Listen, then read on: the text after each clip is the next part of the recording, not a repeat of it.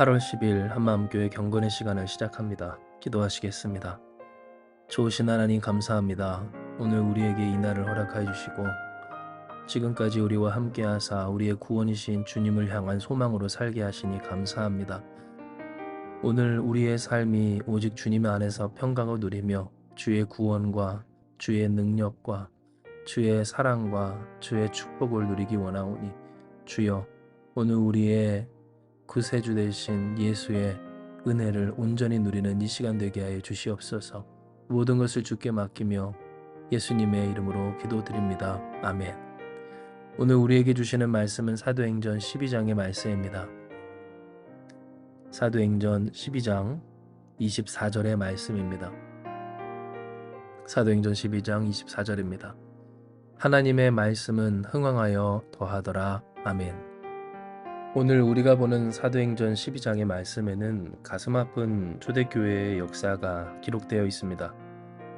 이는 헤롯이라고 기록되어 있는 헤롯 아그리파 1세가 사도들 중 몇 사람을 해하려 하여서 칼로서 야고보를 죽였다라고 하는 이야기가 기록되어 있기 때문입니다.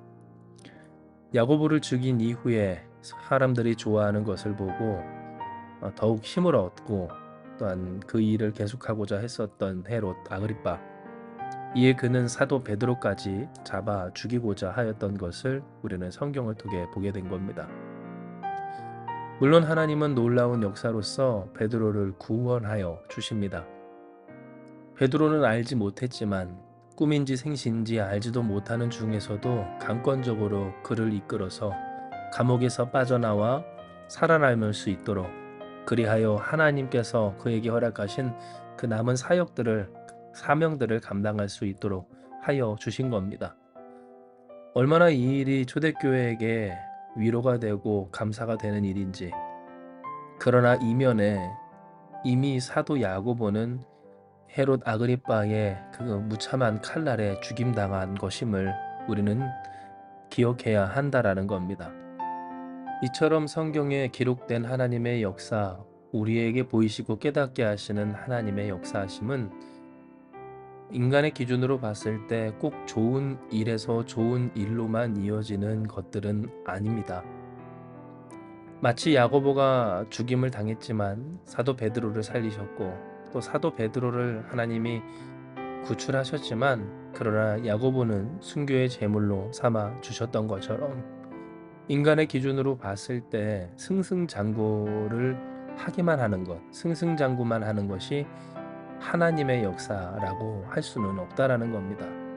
실로 이와 같은 사실은 하나님께서 우리를 향하여 허락하여 주신 가장 큰 은혜, 예수 그리스도의 그 구속 사건, 그 십자가 사건에서도 잘 드러나는 바인데요.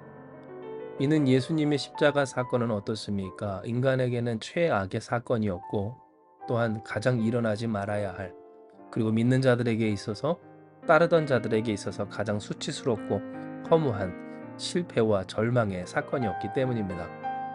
그러나 어떻습니까? 예수님의 십자가는 실패와 절망이 아니었습니다. 오히려 우리를 구원하시는 하나님의 은총이고 또한 죄와 죽음을 이기신 예수의 승리셨습니다.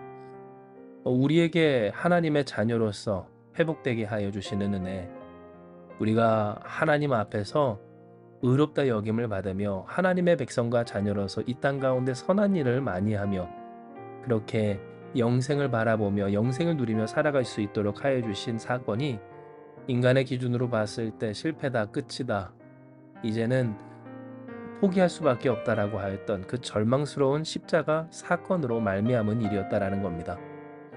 즉 하나님의 역사는 우리 인간의 눈으로 봤을 때 좋은 일에서 좋은 일로 승승장구만 하는 역사는 분명 아닙니다. 그러나 하나님의 역사는 좋은 일이 아니더라도 그것을 통하여 좋은 일을 이루시고 또한 최악의 그 일이라도 그것을 통해 최선을 이루시는 하나님의 역사가 분명합니다.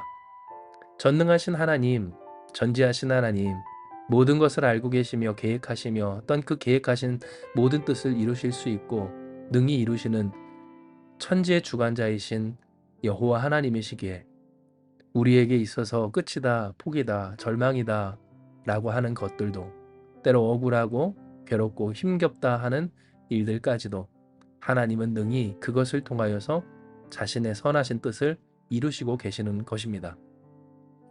이와 같은 전제 아래서 우리는 오늘 주신 말씀을 깊이 묵상해야 합니다.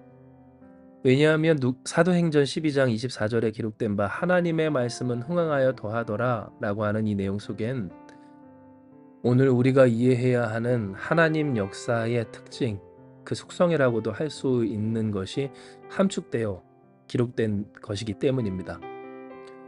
하나님의 말씀이 무엇이 흥황하였습니까? 사도 야고보는 죽었고 베드로는 잡혀서 죽을 뻔하다 살아났는데 떵떵거리며 사람들한테 칭찬받기를 헤롯이 연설한 벌을 하니 백성들이 이것은 신의 소리요 사람의 소리가 아니라 라고까지 하는 그 현실 속에서 무엇이 과연 흥황하여 더하고 있는지 알 수 없는 그 현실 속에 하나님은 우리에게 이 말씀을 허락하여 주셨다는 겁니다. 물론 헤롯은 하나님의 징벌을 받아 죽습니다.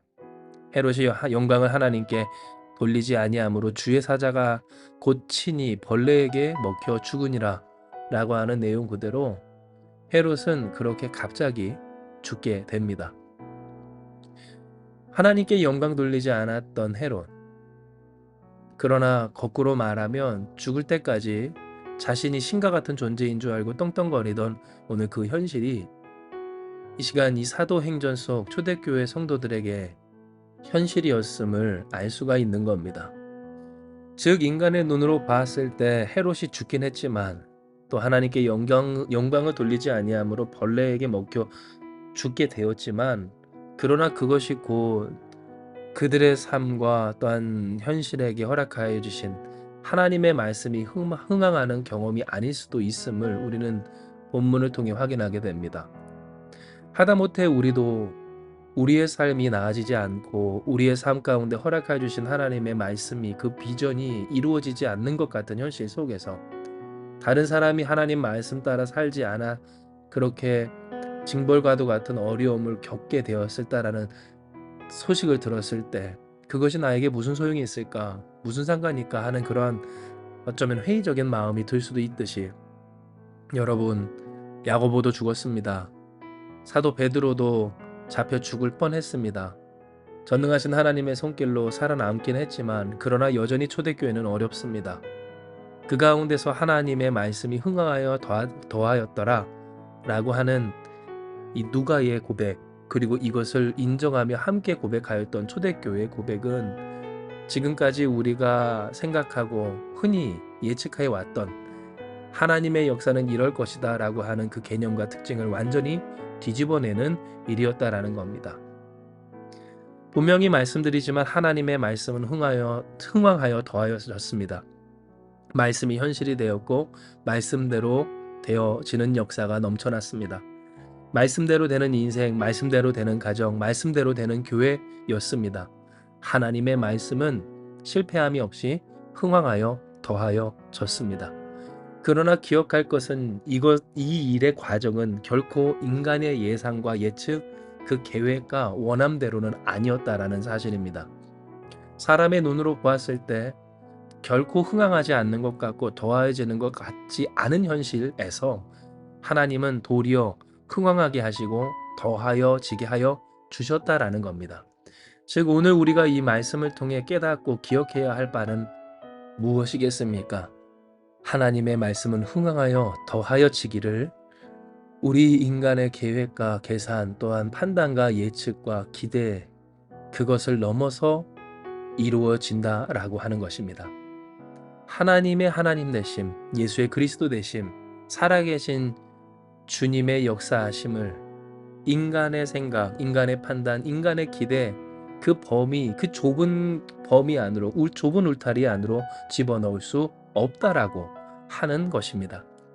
그러므로 사랑하는 여러분, 오늘 이 시간 이 말씀을 적용할 때 반드시 흥황하여 더하여지는 하나님의 말씀 앞에서 함부로 실망하지 않는 저와 여러분 우리가 되길 소망합니다. 이는 우리도 느낍니다.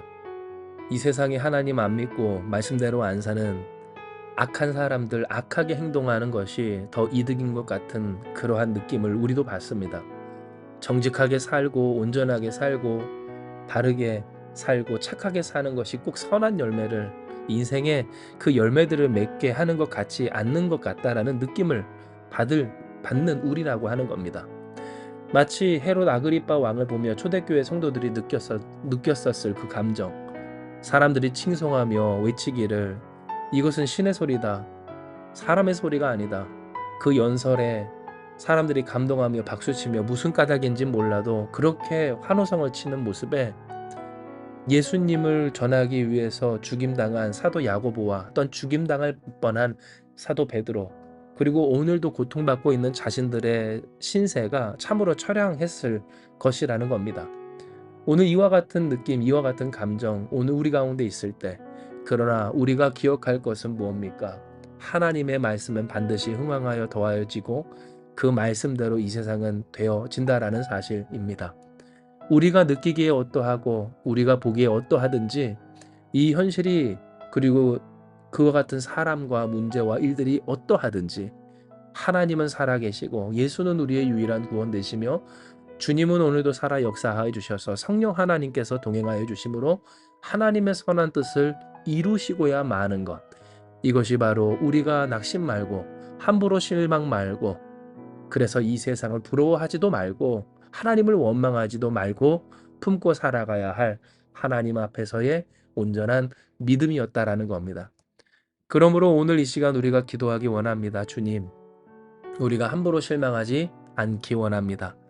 하나님의 말씀 흥왕하여 더하여 지오니 그 흥왕하여 더하여지는 하나님의 말씀대로 우리 또한 말씀대로 말씀과 같이 되게 하여 주시옵소서.